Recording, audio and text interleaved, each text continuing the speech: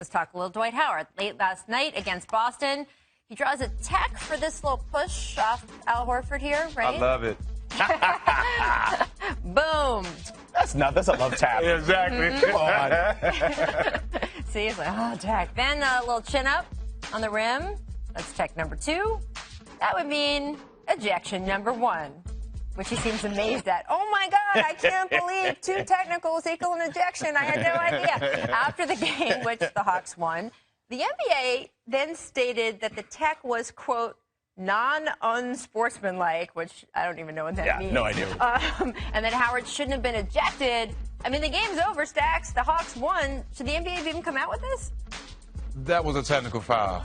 Normally when you hang on the rim, you're trying to protect your fall. Nobody was on the rim. He just did an extra chin up, you know, I guess to insult the fans. But he deserved the tech for that. But I love the other the push. The push? Big fella, use your size. Go intimidate somebody for a chance. You've been smiling and been a nice guy your whole career. Be intimidated a little bit, Dwight. I hate that argument. Why can you not smile and be tough as an There's nothing NBA wrong with player? smiling. Come on. There's nothing wrong with smiling. I just want to see the tough Dwight sometimes. Yeah, but you know what? I'm good with the NBA rescinding it because I think the refs need to know better in this spot, okay? We know what the situation was there. He's their best player on the floor, him or Paul Millsap, right? It's a 12-point game in the third quarter. He's clearly just kind of having a little fun, hot dogging a little bit. You know he's got 1 tech. Why do you want to toss him at that point? Right. Like, you could have cost them that game. So I don't like that at all. And we've seen precedent. LeBron did it on Christmas. It was way worse than that. No tech. Right, No tech. I mean, I don't think it should be a tech anyway. Right here. What does it hurt anybody? How is that not a technical foul? Look at that. How is that not a technical foul? He was trying to bring it down like Shaq was back in the day. Oh, Like, what my is God. that? And How is why that is not that technical bad? foul, Look at man? all the people who are happy at behind that basket. That's what I don't understand about some of these rules that leagues make. And the NBA is so much better than the NFL at this. We all know that. Yes. But look at the happy people. What is wrong with the happy people? Yeah. Let the people be happy. Let them hang on the rim. It's fine. Oh, no. All right, we're going to take a quick break, but a lot more coming up on the jump, including whether it is smart for Kings GM Vlade Divac to put a 2-year limit on himself for his own moves. Good Lord. I don't know why they keep doing this. But first, Kevin Hart talking a little trash to Steph Curry and the Warriors last night. Draymond, as you can trust him to do, broke it down for us after the game. Can you give the PG-13 rated version of what Kevin Hart was saying to you? It's impossible to give a PG-13 rated version of what he was saying.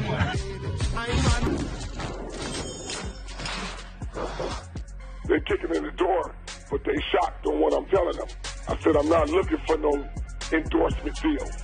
I'm looking for a marketing and distribution deal, co-branding. The only person doing that is Jordan with Nike. That's what we for. Like I said, if Lonzo don't play, if Lonzo doesn't sign with Adidas, Nike, or Under Armour, whoever, guess what? I'll sign the Big Baller brand. We already got our own brand. Right. Triple B's. Lonzo will be the first one drafted with his own brand. That don't happen. You just heard LeVar Ball, father of UCLA's Lonzo Ball, on the ESPN LA radio morning show. Do you know anyone on that show? Nah, I don't know anybody on that show. On that show. We heard Mr. Ball speak out numerous times, many times to you, actually. Yes, I believe he's like a regular. Becoming personal spokesman. Yeah. We, of course, heard him say that Lonzo will be a better version of Steph Curry, which some people might think put a little bit of pressure on his son. Does he really believe? You're talking to him. Does he really believe all this? 100% he believes it. And I love the hustle. Don't get me wrong. I love that he's thinking outside the box and all that stuff. But I think that there are a number of things he's being slightly naive about, right? Like, first of all, the co-branding stuff. I mean, that's possible. Right. But his kid is really good. I don't know if he's LeBron good where he's going to get a co-brand. Right. So basically, he said that he is better than Steph Curry on the court and that he's going to be bigger than Michael Jordan off it. Like, that's kind of the pressure that he's put on him. And look, when it comes to stage parents, there's 2 versions. You could be Richard Williams, which we saw how that turned out. Things turned out well. Or you could be Marvin Marinovich. Yep. And that didn't work out so well. And look, I respect him. I appreciate him. I love that he comes on the radio show. But I'm a little worried about his just kind of how naive he can be about some of this stuff. I agree with you. Like, we applaud him for being a great father and wanting the best, what's best for your kids. But you don't want to put that pressure on him. You saying some big names. You're saying guys that have proved that they are Hall of Famers in the NBA. Your son's not even there yet. Let him enjoy college. Let him develop. But like I said, wanting the best for your son, I commend him on that. But everything else, his son has to go out and play. He can't play for him. You are someone who talks a big game. You are someone who has kids. How do you make sure that you don't talk around and give your kids any problems when you're doing it? Well, you won't hear me pumping my sons up like that. You know, I give them tough love. You know, everything I've got, I had to earn. Right. I want the same way for my kids. If I'm able to help them not make the mistakes I've made in my career, because I have made a lot of mistakes, that's my job. I've made all the mistakes in my life.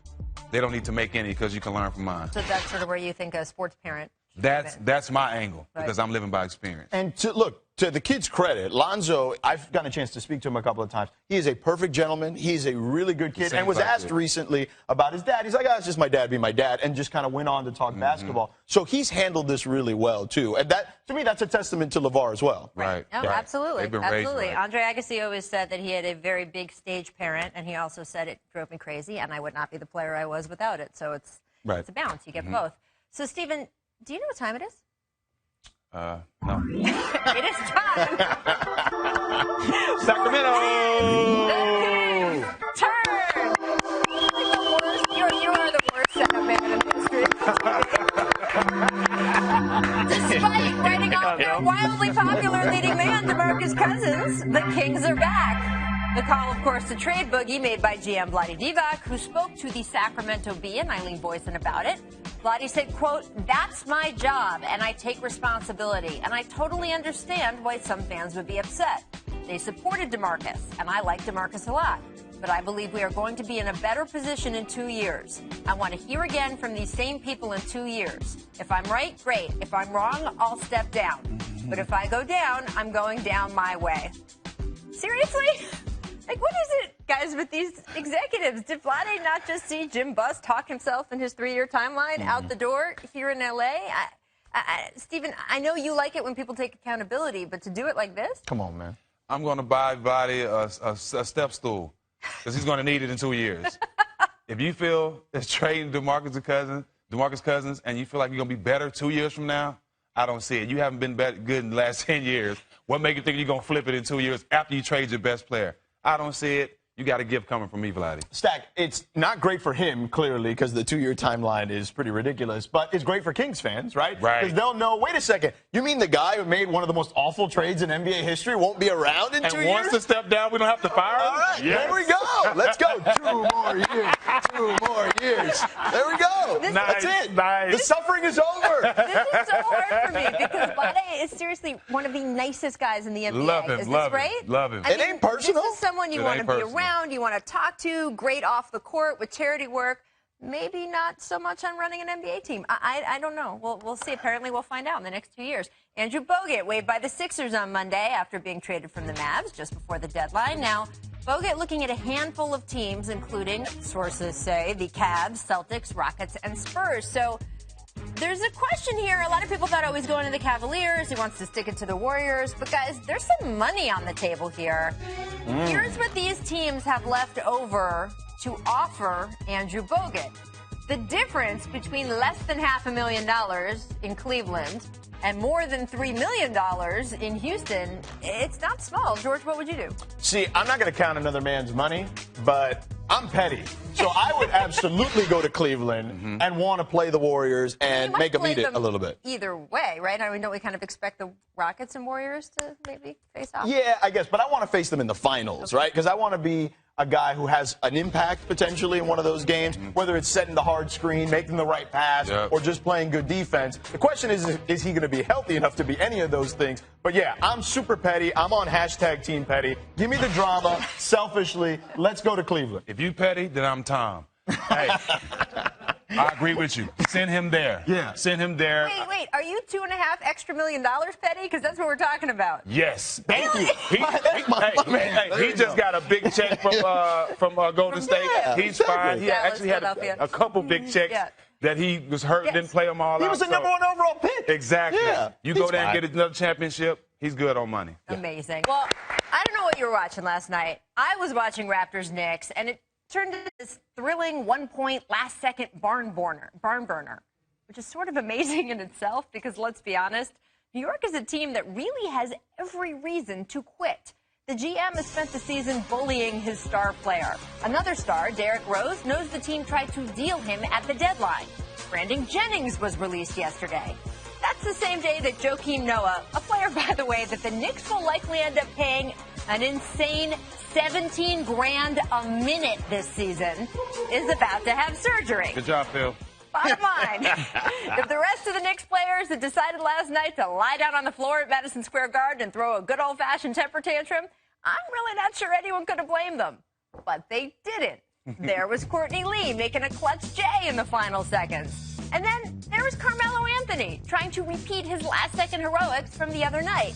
Now, it didn't work, mind you, but despite all the messaging to the contrary, the Knicks were trying.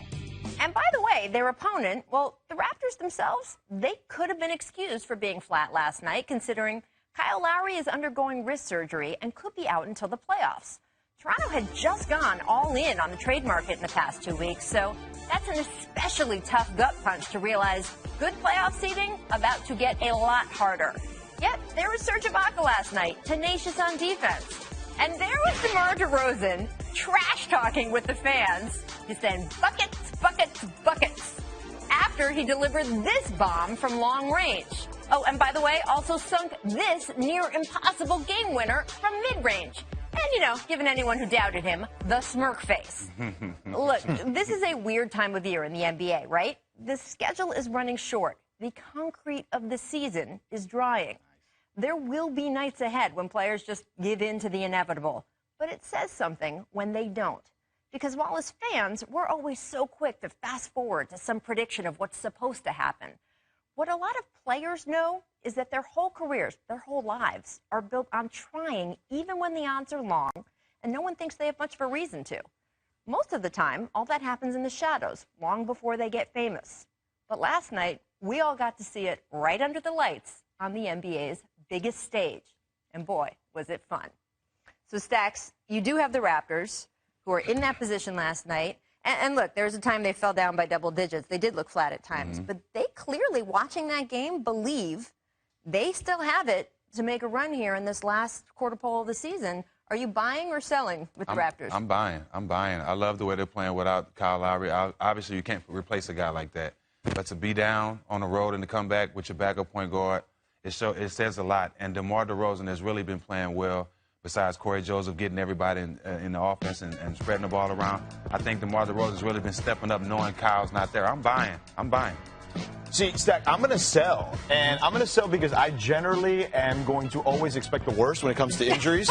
So when you're talking about 6 weeks on a wrist injury, okay, so that means he's going to come back right as the playoffs start. Right. How is that wrist going to feel? Is he going to have a setback? He's already been kind of dealing with some nightmares in the postseason over his career. Right. And it stinks for them because the timing is awful for a number of reasons. He's having a career-best season. Right. Field goal percentage, points per game, three-point percentage. So I'm going to sell because they've struggled in the postseason to win some series, and I could see a couple of teams potentially upsetting them if Kyle's not right in that first round. I agree. And the seeding's an issue, too, because if they end up in that 4 seed, all of a sudden you're possibly facing the Cavaliers in the second round. That's going to be a high-stress moment for them. And you're right, there is no minor surgery, right? That term minor surgery just doesn't exist, overrated. Right? Yeah. That being said, I do think the chemistry issues that we might see with some teams who had a star player out while they're trying to integrate new players just might not exist with this team. These guys are so tight. There was a clip from them after the game in the locker room. I just love this. Kyle Lowry, he's still in the locker room. Take a listen to him and DeMar. I mean, we dodged one, but, you can't think that. To the media. Why would you cut? Oh, you out. I won't see you. Yeah, Good luck, man. Call me after your surgery. Love happens. I FaceTime when I'm... Yeah, FaceTime me when you all gowned up, got the thing on, when you coming off the IV and all that. Yeah, whatever that. He's on the Masters. Who? He's on the Masters. He can't even golf, so. No. Why are you a hater? You got 4 40-point games and having your best season ever. But was this one of the more satisfying nights for you? No, it's not. I wasn't out there with him. That's a little man on your shoulder? Is that little man on your shoulder? Yeah, that's the bad side, too. I mean, come on. You can't teach that, Ray. It's adorable. You can't teach that. I mean, that is a locker room that I am not worried about. Seeing that, I mean, we don't normally get to see that inner banner with guys like that. Seeing that gives me some hope that they will be, even with Kyle on the sideline, still be able to integrate chemistry-wise. But you're right, George. It is going to be interesting to see what they do on the court. They have an easier schedule this last bit of the season, so I'm just worried about the postseason. Yes. Like, once they get there, what's Kyle going to look like? That's always the question. That's always the question. Always a question.